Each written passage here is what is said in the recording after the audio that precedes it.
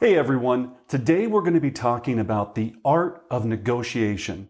So this is by far one of the subjects that I get asked the most about. People are always wondering, Brendan, how can I negotiate better? How can I get people to do things or bring them together to do things that I want?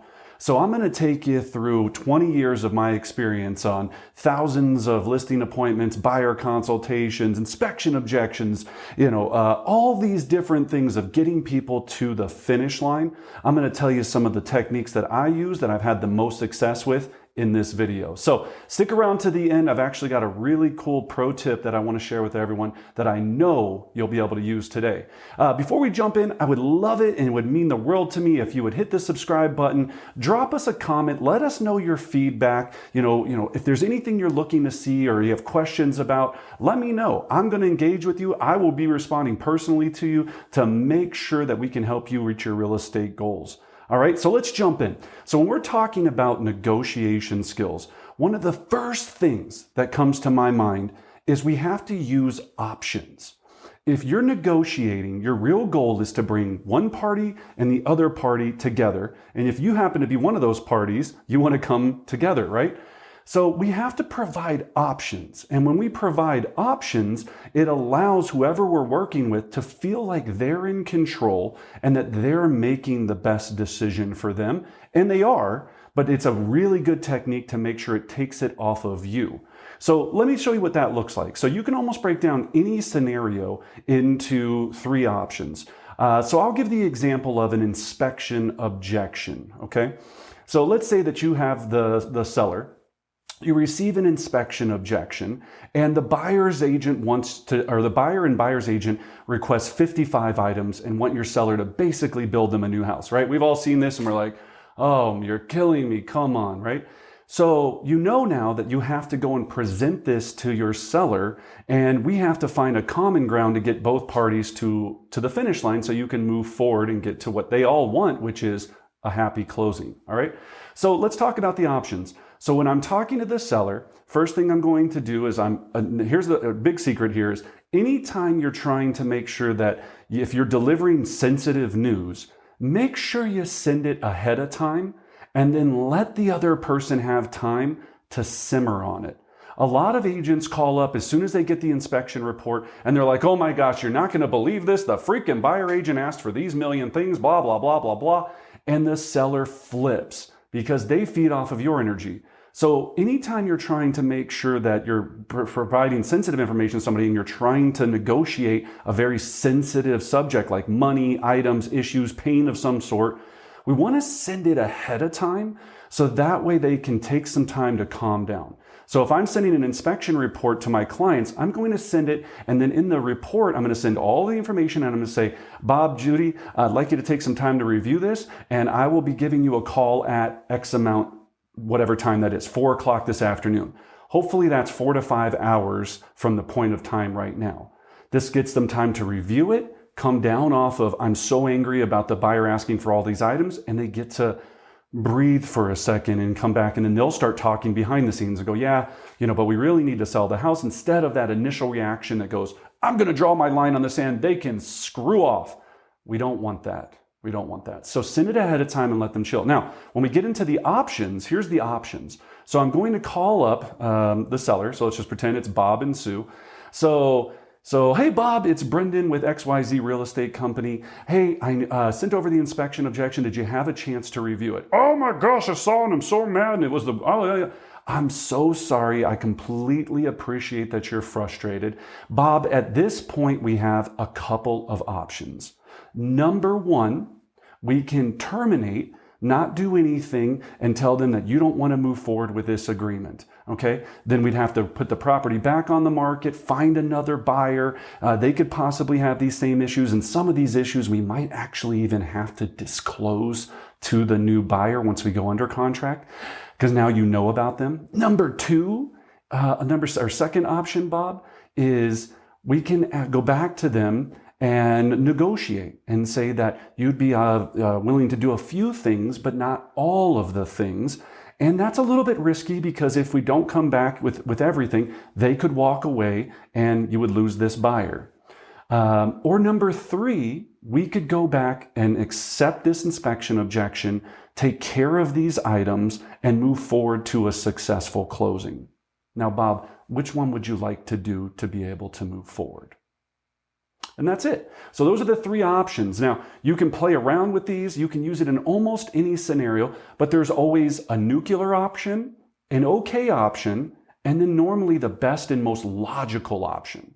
So remember, there's always those three checkdowns. You can go four. Maybe you need four options sometimes.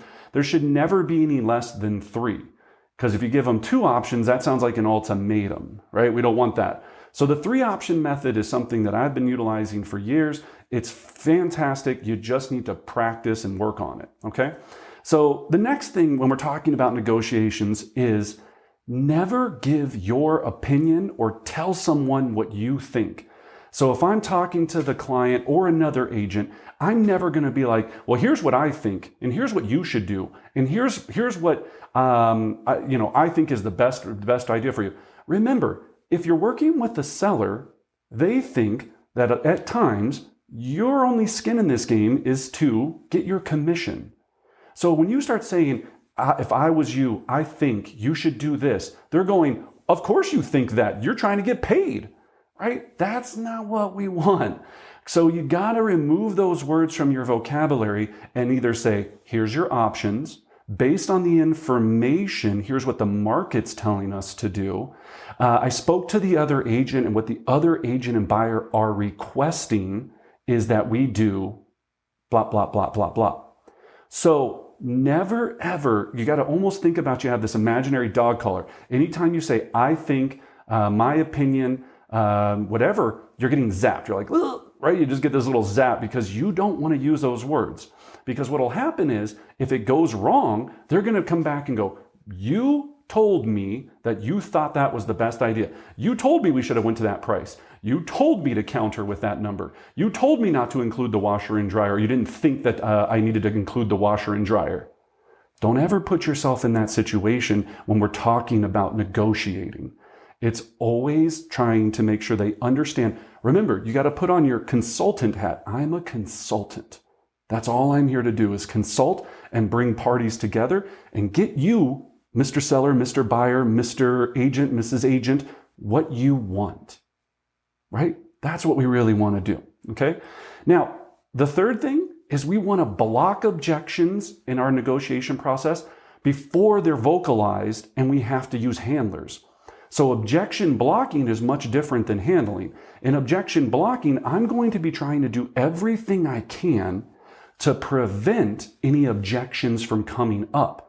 The best negotiators, to be very honest, it's not that they're like the smoothest and they've got the best lingo and all this stuff. No, they did the work ahead of time and made sure that they were hyper-focused on removing any blocks that could come up before they could actually come to reality.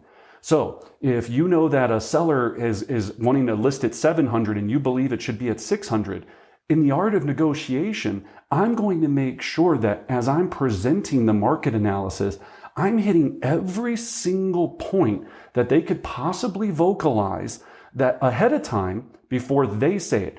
In negotiation, if they say it out loud, it's 80% or 80 times more difficult to get past than if they never say it out loud.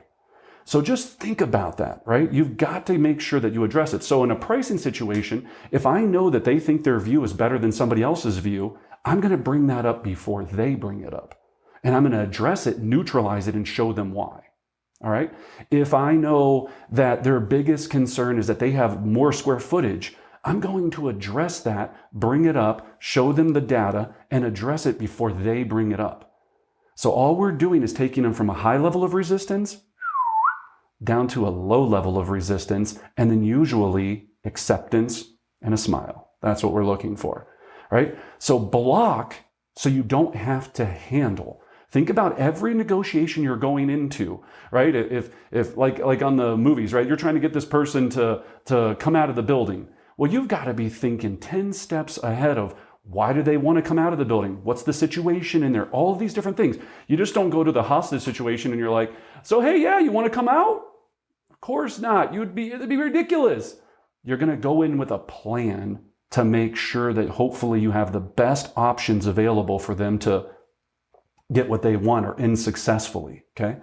So, and then here's the pro tip. So now we've covered a lot in here. Here's the last pro tip that I really want you to think about. Anytime we're negotiating anything at all, we need to make sure that we're building instant rapport with the person that we're negotiating with. So the pro tip is, and you're going to hear this a lot and you're going to think, okay, yeah, duh, I get that first part. Use their name a lot. So Susie, John, look, here's where we're at. I appreciate that you're upset, right? Always use their name as much as possible, because every time I hear my name, it makes you think that I care about you. And I do care about you, but I'm just saying, in my brain, it triggers this notion that they care. So use the name a lot. Number two, and again, when we're doing this, you want to take any sensitive information and you've got to whisper. And not like, hey, like a whisper like this. Like more like a, hey, I understand you're upset. Look, I get it. I get it. I would be irritated with that price as well. Or, hey, Mr. Buyer, I get that you want to put in an offer $100,000 under what the seller's asking for. Okay? I want to always come from calm. I don't want to be like, so you want to come in $100,000 less than what the sellers are asking for? No. So, I get it. You guys want to come in at 100,000, right? So try these techniques. They're huge. So let's recap it real quick, right? So we want to make sure that we're always using options. Options, 3 or 4 minimum anytime we're negotiating. Never give your opinion. Number 2, never give your opinion. It's not what you think, your recommendation, any of that. Never give your opinion.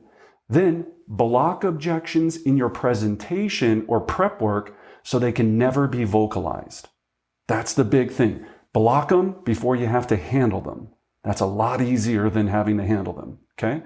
And then remember, use their name a lot and always whisper when we're talking about sensitive information. And I whisper, use a lower, calm tonality, like you're like the Sunday jams on the radio. It's like smooth jams tonight, right? Whatever it is, right? You got to go into calm mode. Anytime we're negotiating, we have to calm people down because emotions are at an all-time high, money's involved, feelings are involved. Oh, they didn't like my purple bathroom paint? Well, screw them. I get it. I appreciate that they said they wanted the bathroom painted. Let's talk about the couple of options here, right? That's all it is. You're just woosah. So, I hope you enjoy it. Please make sure you hit that like button, subscribe button. If you have some comments, let me know. If you have some special negotiating skills that you have that you think work magic, let us know. I'd love to hear about them. I'm always wanting to know what's going on out there as well. Let us know what you're doing. And as always, I wish you great success.